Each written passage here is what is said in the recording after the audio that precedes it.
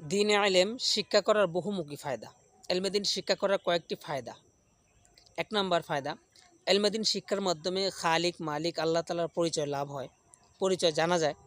মানুষ যে আল্লাহর দাস এবং গোলাম তার সমক্ষরূপে জানা যায় এবং গোলাম হিসেবে তার কি জিম্মাদারি ও দায়িত্ব কর্তব্য তা শেখা যায়। আর এরই মাধ্যমে ইহকাল পরকালের যাবতীয় কল্যাণ হাসিল হয়।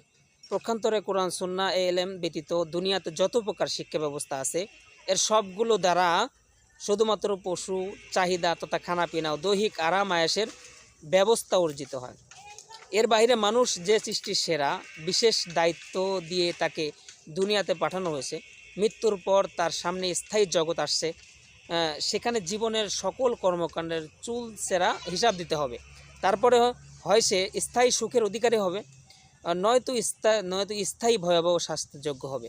এসব বিষয়ে কোনো আলোচনা বা দিক নির্দেশনা দুনিয়াদার ও কাফের মুশরিকদের পরবর্তীতে সেই সকল তথাকথিত শিক্ষার মধ্যে নেই। মোট কথা, কোরআন ও হাদিস দ্বীনের ইলম শিক্ষা দেয় যে মানুষের দুনিয়াতে আগমনের মূল উদ্দেশ্য হচ্ছে ঈমান ও আমলের দুরুস্ত করে আল্লাহর সন্তুষ্ট অর্জন করা। খানাপিনা আরাম আয়েশ দুনিয়ার জিন্দিগির মূল লক্ষ্য উদ্দেশ্য নয়। বেঁচে থাকার জন্য এগুলোর দরকার আছে বটে, কিন্তু তাই বলে যে এটাই তার জীবনের সব কিছু এমনটি নয়। ২. দ্বীনে ইলম দ্বারা প্রকৃত ইজ্জত ও শান্তি অর্জিত হয়। সূরা মুনাফিকুনের মধ্যে আল্লাহ তাআলা ইরশাদ করেন, প্রকৃত ইজ্জত মুমিনদের জন্য নির্ধারিত। সুতরাং ঈমান আমল ছাড়া বাহ্যিক অস্থায়ী ইজ্জত মিললেও স্থায়ী মানুষের অন্তরে অকৃত্রিম শ্রদ্ধা হাসিল হয় না। আর ঈমান ও আমল প্রকৃতপক্ষে দ্বীনে ইলম ছাড়া হাসিল করা সম্ভব নয়। চাই সে ইলম মাদ্রাসায় পড়ে শিক্ষালাভ করুক বা উলামা একরামের সাথে ওঠা বসার দ্বারা অর্জিত করুক। তেমনইভাবে কোরআনে কারিমে ইরশাদ হয়েছে, একমাত্র কোরআন অনুযায়ী চলার দ্বারা দিলের প্রশান্তি বা প্রকৃত সুখ হাসিল হয়। সুতরাং একমাত্র কোরআনের ইলম দ্বারা ঈমান ও আমল দুরস্ত করার মাধ্যমেই সুখ শান্তি হাসিল হওয়া নিহিত। অন্য আয়াতে ইরশাদ হয়েছে, যে সকল নরনারী ঈমান ও আমল দুরস্ত করবে তাদেরকে হায়াতে তাইয়্যিবা বা মজাদার জিন্দেগি দান করা হবে। সুতরাং দ্বীনে ইলম ও আমল ব্যতীত বাহ্যিক সুখের সামগ্রী জমা করা গেলেও প্রকৃত সুখ শান্তি দিলের আনন্দতা হাসিল করা সম্ভব নয়।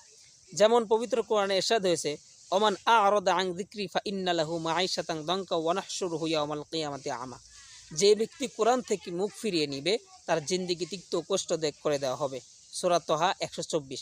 অন্যতে আল্লাহ তাআলা আয়াতে বলেন, ফালা তু'জিবকা আমওয়ালুহুম ওয়ালা আওলাদুহুম ইন্নামা ইরিদুল্লাহু লিইউআযযিবাহুম বিহা ফিল হায়াতিদ দুনিয়া ওয়া তাযহাকা আনফুসুহুম কাফিরুন।